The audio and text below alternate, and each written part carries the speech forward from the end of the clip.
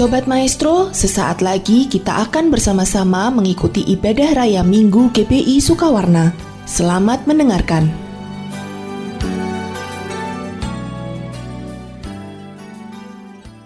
Shalom semuanya. Tema Natal kita tahun 2022 adalah Yesus Pembawa Pengharapan Baru. Ayat emasnya dari Kolose 1 ayat 27 yang berkata, kepada mereka Allah mau memberitahukan betapa kaya dan mulianya rahasia itu di antara bangsa-bangsa lain, yaitu Kristus ada di tengah-tengah kamu. Kristus yang adalah pengharapan akan kemuliaan. Haleluya.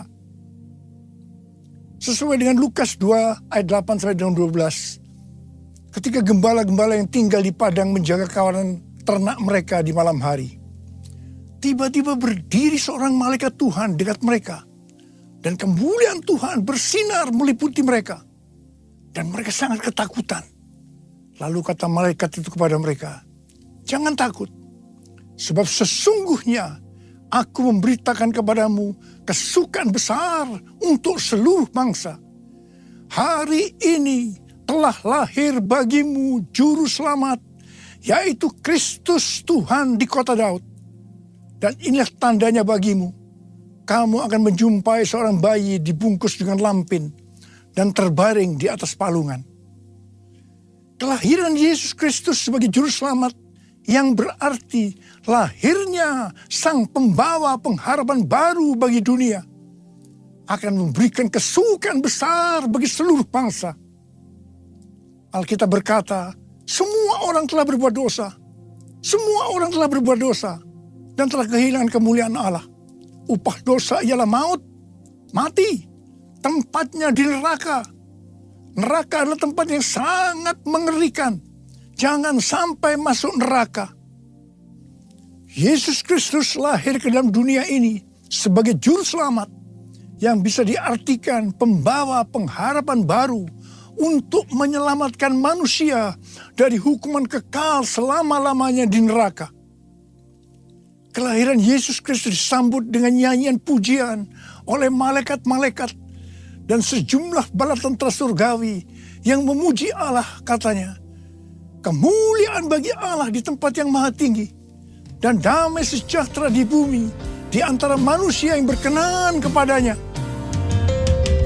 Kemuliaan bagi Allah di tempat yang maha tinggi, damai sejahtera di bumi di antara semua umat manusia yang berkenan padanya. Kemuliaan bagi Allah di tempat yang maha tinggi, damai sejahtera di bumi di antara semua umat manusia yang berkenan padanya. Di antara semua umat manusia yang berkenan padanya.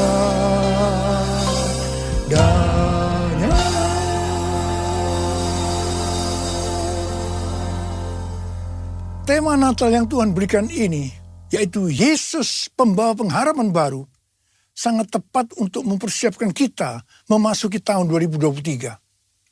Di mana pandemi COVID masih belum berakhir. Perang Rusia-Ukraina yang masih berkelanjutan. Informasi tentang inflasi dan resesi ekonomi tahun 2023 diberitakan di semua platform media sosial. Sesuai dengan apa yang disampaikan oleh Pastor D, seorang hamba Tuhan dari Perth, Australia. Di mana Tuhan pada tahun 2023 akan kembali menggoncangkan bangsa-bangsa di dunia. Kita melihat Twitter, Facebook, disusul dengan Disney, Amazon, mulai mengadakan PHK secara besar-besaran Rusia dan Inggris dinyatakan resesi. Di tengah situasi yang seperti ini, Tuhan berbicara, Yesus pembawa pengharapan baru ada di tengah-tengah kamu. Dialah pengharapan akan kemuliaan. Dalam Kolose 1 ayat 27 ini, kata pengharapan dalam bahasa aslinya memiliki arti mengharapkan dan yakin sesuatu yang baik akan terjadi. Itu artinya Yesus yang ada di tengah-tengah kita membuat kita memiliki keyakinan dan iman yang teguh dalam menghadapi segala situasi dan kondisi apapun. Haleluya! Sebagai pembawa pengharapan baru, Yesus tidak berada jauh dari kita.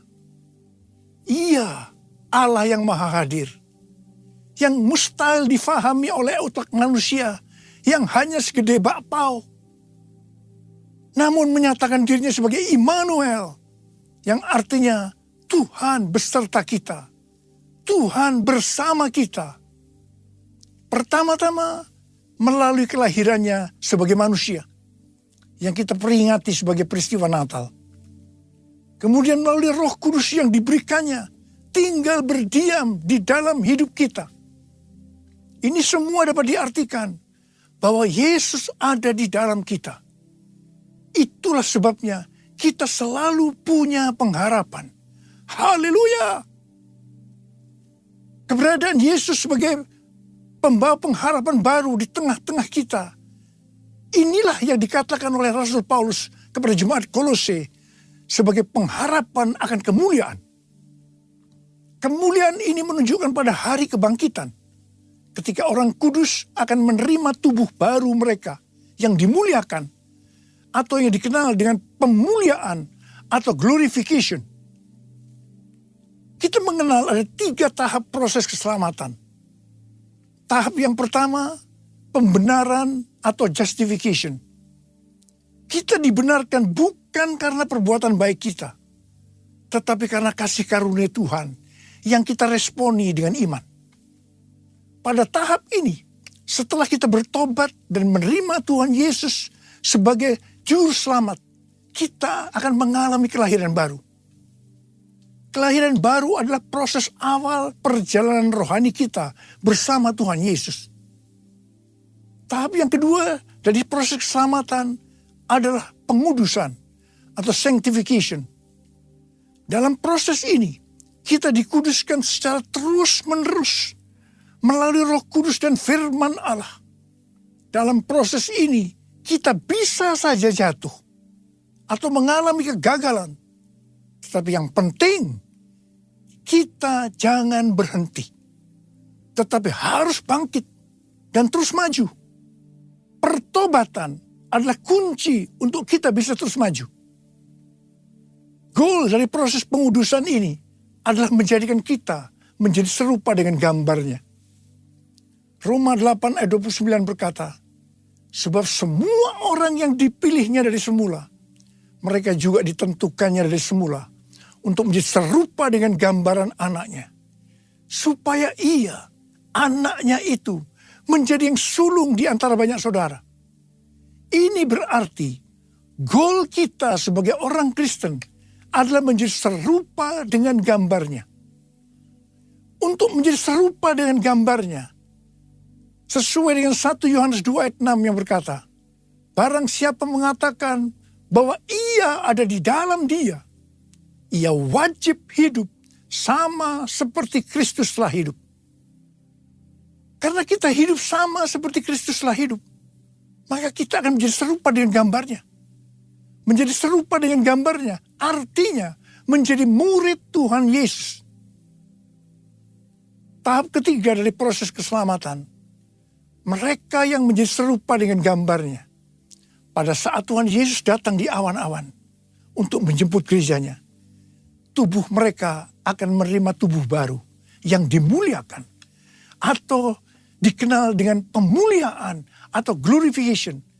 Dan setelah itu kita akan diangkat bersama-sama untuk bertemu dengan Yesus Kristus di awan-awan.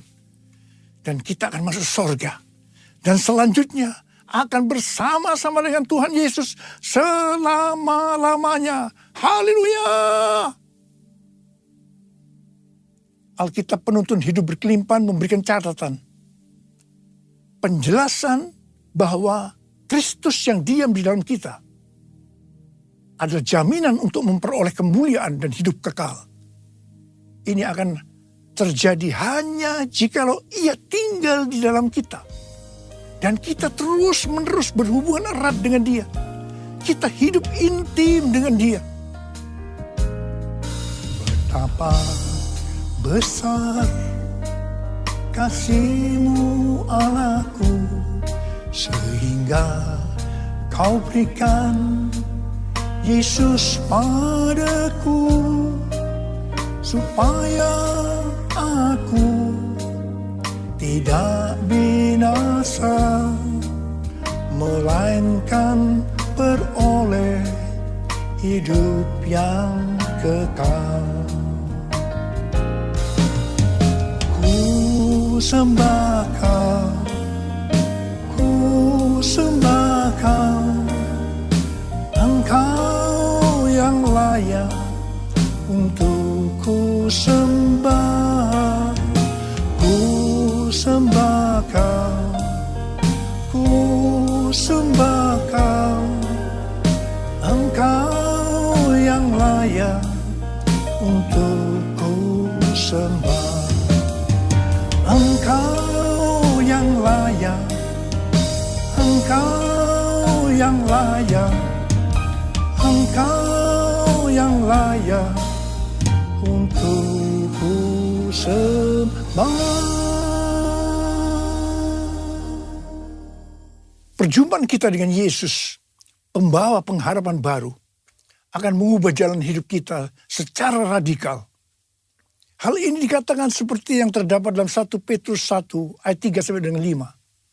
Terpujilah Allah dan Bapa Tuhan kita Yesus Kristus, yang karena rahmat-Nya yang besar telah melahirkan kita kembali oleh kebangkitan Yesus Kristus dari antara orang mati kepada suatu hidup yang penuh pengharapan, untuk menerima suatu bagian yang tidak dapat binasa, yang tidak dapat cemar, dan yang tidak dapat layu, yang tersimpan di sorga bagi kamu. Yaitu kamu yang dipelihara dalam kekuatan Allah karena imanmu, sementara kamu menantikan keselamatan yang telah tersedia dinyatakan pada zaman akhir. Haleluya! Tema Natal Sinode Gereja Betel Indonesia adalah Yesus datang untuk mengubah jalan hidupku. Dalam Alkitab, kita melihat bagaimana perjumpaan pribadi dengan Yesus membuat jalan hidup Paulus berubah. Pada waktu Paulus dalam perjalanan menuju Damsyik, dengan semangat yang menyala-nyala untuk mengancam dan membunuh murid-murid Tuhan, untuk menangkapi mereka dan membawanya ke Yerusalem, di sanalah justru jalan hidupnya berubah secara radikal. Paulus mengalami perjumpaan secara pribadi dengan Tuhan Yesus.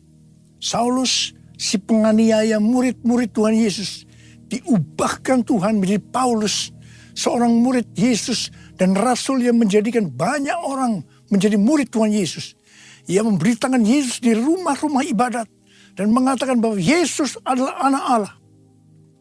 Perjumpaan kita secara pribadi dengan Yesus, pembawa pengharapan baru, juga harus mengubahkan kita menjadi murid Tuhan Yesus. Setelah Paulus secara pribadi mengalami perjumpaan dengan Yesus, pembawa pengharapan baru, ia berkata dalam Kolose 1 ayat 28 dan 29, Dialah yang kami beritakan, apabila tiap-tiap orang kami nasihati, dan tiap-tiap orang kami ajari dalam segala hikmat, untuk memimpin tiap-tiap orang kepada kesempurnaan dalam Kristus. Itulah yang kuusahakan dan kupergumulkan dengan segala tenaga, sesuai dengan kuasanya yang bekerja dengan kuat di dalam aku. Jadi yang Paulus lakukan setelah dia berjumpa secara pribadi dengan Yesus, pembawa pengharapan baru. Yang pertama, Paulus senantiasa memberitakan Kristus dengan segala tenaga, Tenaga yang dimaksudkan bukan dengan kekuatan sendiri, melainkan dengan kekuatan Roh Kudus yang bekerja dengan kuat dalam dirinya. Hal yang kedua, apa yang Paulus lakukan ini, dia kerjakan bukan untuk mencari keuntungan bagi dirinya sendiri, melainkan bagi kepentingan jemaat, agar mereka semua dapat bertumbuh secara rohani, serta memimpin mereka kepada kesempurnaan dalam Kristus. Ini adalah semangat untuk memberitakan Injil, semangat untuk memuridkan jemaat. Ini adalah semangat untuk menuntaskan amanat agung. Saya mengajak kita semua untuk mengalami perjumpaan secara pribadi dengan Tuhan Yesus, Sang Pembawa pengharapan baru. Saya percaya kita akan melakukan seperti apa yang dilakukan oleh Rasul Paulus. Sesuai dengan 2 Timotius 3 ayat 1 yang berkata, ketahuilah bahwa pada hari-hari terakhir akan datang masa yang sukar. Maka di tengah-tengah situasi dan kondisi yang tidak menentu ini, di mana prediksi kondisi perekonomian tidak semakin bertambah baik, resesi ekonomi di depan mata, dan berita-berita terkait inflasi membuat kita ketakutan dan kepanikan. Ingatlah, Yesus memberikan pengharapan yang baru bagi kita. Katakan amin. Mungkin juga ada di antara kita yang bertanya-tanya, mengapa masalah-masalah datang silih berganti, seperti tidak habis-habisnya, terutama di tengah-tengah pandemi ini. Dalam hal ini Rasul Paulus menjawab dalam Roma 5 ayat 3 sampai dengan 5 yang berkata, dan bukan hanya itu saja, kita malah bermegah juga dalam kesengsaraan kita. Karena kita tahu bahwa kesengsaraan itu menimbulkan ketekunan. Dan ketekunan menimbulkan tahan uji. Dan tahan uji menimbulkan pengharapan. Dan pengharapan tidak mengecewakan. Karena kasih Allah telah dicurahkan di dalam hati kita oleh Roh Kudus yang telah dikaruniakan kepada kita. Haleluya! Juga Roma 12 ayat 12 berkata, bersukacitalah dalam pengharapan, sabarlah dalam kesesakan, dan bertekunlah dalam doa. Di sini diingatkan bahwa dalam setiap tantangan, kesesakan, selalu ada pengharapan. Karena itu kita harus tetap bersukacita, harus sabar dan bertekun dalam doa. Mari, saya ajak saudara untuk memperkatakan Roma 8 ayat 28. 1, 2, 3. Kita tahu sekarang bahwa Allah turut bekerja dalam segala sesuatu, enak maupun tidak enak, untuk mendatangkan kebaikan bagi mereka yang mengasihi Dia, yaitu bagi mereka yang terpanggil sesuai dengan rencana Allah. Karena itu, kita harus bersukacita dalam pengharapan, karena pengharapan dalam Kristus tidak akan mengecewakan. Haleluya! Yesus datang membawa pengharapan. Yesus datang membawa kesembuhan. Kasih-Nya yang sanggup memulihkan semua yang percaya. Haleluya, haleluya, terpujilah Tuhan. Haleluya, haleluya, haleluya, amin. Haleluya, amin. Haleluya, amin. Tuhan Yesus dalam Markus 4 ayat 29 mengingatkan kita bahwa musim menuai sudah tiba. Musim menuai sudah tiba. Api Roh Kudus yang dahsyat dari Pentakosta ketiga sudah dicurahkan. Saya mengajak agar kita semua untuk percaya dan terus berharap kepada Tuhan. Tuhan sedang membersihkan gerejanya. Dosa-dosa yang tersembunyi sedang dibuka.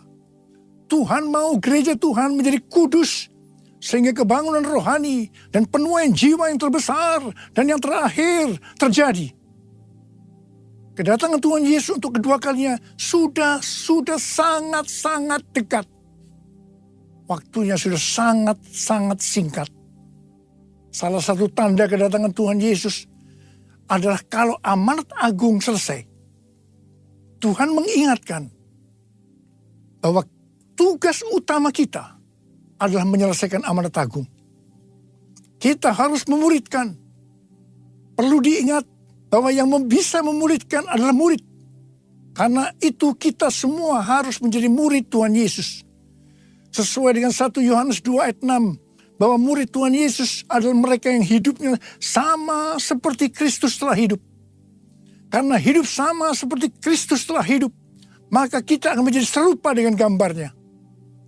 Sekali lagi, saya ingatkan bahwa goal kita sebagai orang Kristen adalah menjadi serupa dengan gambarnya.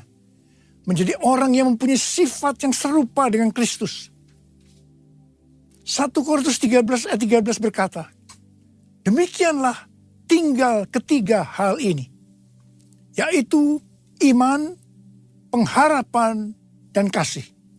Dan yang paling besar di antaranya ialah kasih. Kasih di sini artinya mempunyai sifat serupa dengan Kristus. Kasih lebih besar dari iman dan pengharapan. Jadi yang paling besar dalam kerajaan Allah adalah mereka yang mempunyai sifat serupa dengan Kristus.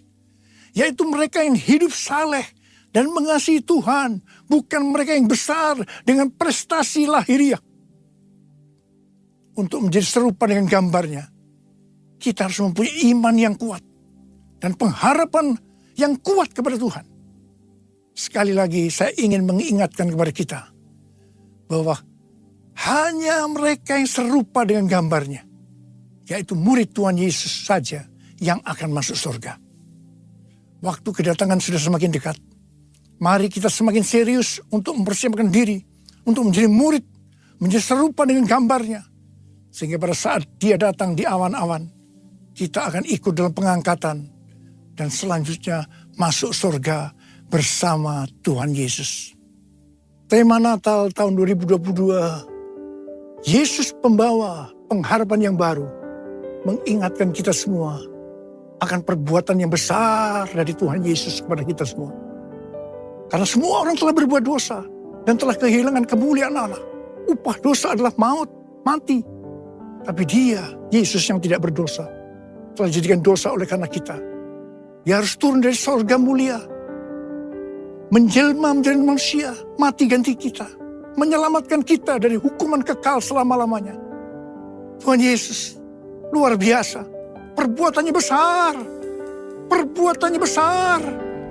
Perbuatannya besar. Perbuatannya besar. Perbuatannya besar. Pujilah namanya. Perbuatannya besar. Perbuatannya besar. Haleluya. Perbuatannya besar. Puji Tuhan. Perbuatannya besar. Pujilah namanya. Pujilah Tuhanku dengan segenap hatiku. Pujilah namanya. Pujilah Tuhanku. Pujilah Tuhanku dengan segenap hatiku. Pujilah namanya. Sembah dia. Sembah dan puji dia. Sembah dan puji dia. Sembah dan puji dia. Sang Raja. Oh Tuhan terima kasih. Tuhan terima kasih. Tuhan terima kasih. Oh Tuhan. Sembah dan puji Dia, sembah dan puji Dia, sembah dan puji Dia Sang Raja. Sembah dan puji Dia Sang Raja.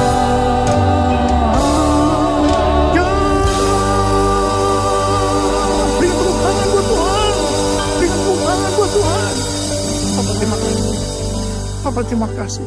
Berkati semua anak-anak-Mu, urapi mereka Tuhan. Akan memasuki tahun 2023, pengurapan Tuhan turun atasmu. Terima pengurapan Tuhan, terima. Sembuh dalam nama Yesus, sembuh dalam nama Yesus. Dipulihkan dalam nama Yesus, pulihkan. Terima kasih.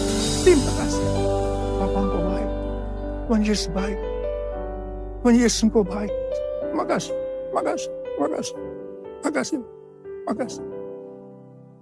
Dalam nama Yesus. Mari angkat tangan saudara, terima berkat Tuhan. Kasih karunia yang berlimpah-limpah daripada Allah Bapa dalam Anak yang tunggal Yesus Kristus. Persekutuan yang manis dengan Roh Kudus menyertai saudara sekalian mulai hari ini sampai Tuhan Yesus datang menjemput kita di awan-awan dan bahkan sampai selama-lamanya.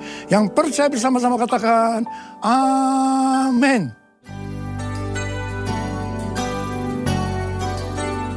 Sobat Maestro, Anda baru saja mengikuti ibadah raya Minggu GBI Sukawarna. Terima kasih atas kebersamaan Anda. Selamat hari Minggu dan Tuhan Yesus memberkati.